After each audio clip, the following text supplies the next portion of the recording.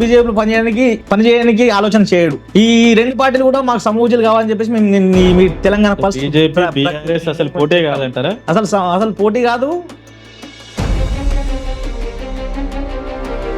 Party ఎక్కువ ఓట్లు సాధించడం వల్లనే సుదర్శన్ రెడ్డి గారు గెలిచారు అనే ఒక నానుడు ఉంది. సుదర్శన్ రెడ్డి గారి యొక్క ఆలోచన విధానం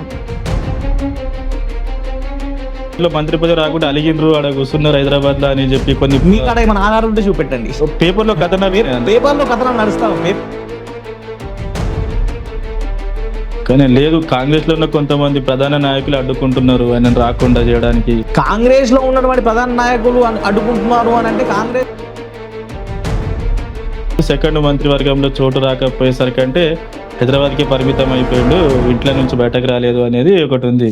సంతోష్ అన్న, నిజం కాదంటారు, అది నిజం కాదా? మనము ఆరోపణ చేసే ముందు ఆధారంతో కూడుకున్న ఆరోపణ చేయాలని చెప్పేసి నాకు ఆలోచన ఉంటుంది. మాకు తెలిసి సరే రానప్పుడు నియోజకవర్గానికి ఒక నెల రోజులు రాలేదా? లేదు. ఇప్పుడు సుదర్శన్ రెడ్డి గారు అక్కడ ఉన్నటువంటి పార్టీ పనులలో బిజీ ఉండి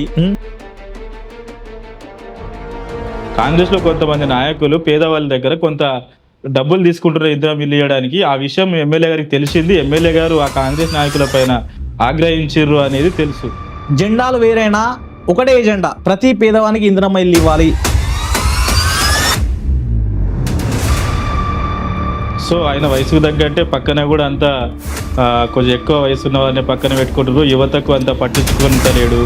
ఇలాంటి క్రమంలో అంటే యువతకు కొంచెం అవకాశాలు ఇస్తలేడు అనేది ఒక బోధన ప్రజల్లో బలంగా వినిపిస్తున్నటువంటి ఒక వ్యతిరేకత. ఇట్లాంటి వ్యతిరేకత ఉన్న క్రమంలో యువకుడైనటువంటి మీకు ఓ ఎంపీపీగా కావచ్చు, ఒక జడ్పీటీసీగా కావచ్చు, ఆ పోటీ చేసే అవకాశం కల్పిస్తారని మీరు అనుకుంటున్నారా? మీరు చూడండి, సుదర్శన్ రెడ్డి గారు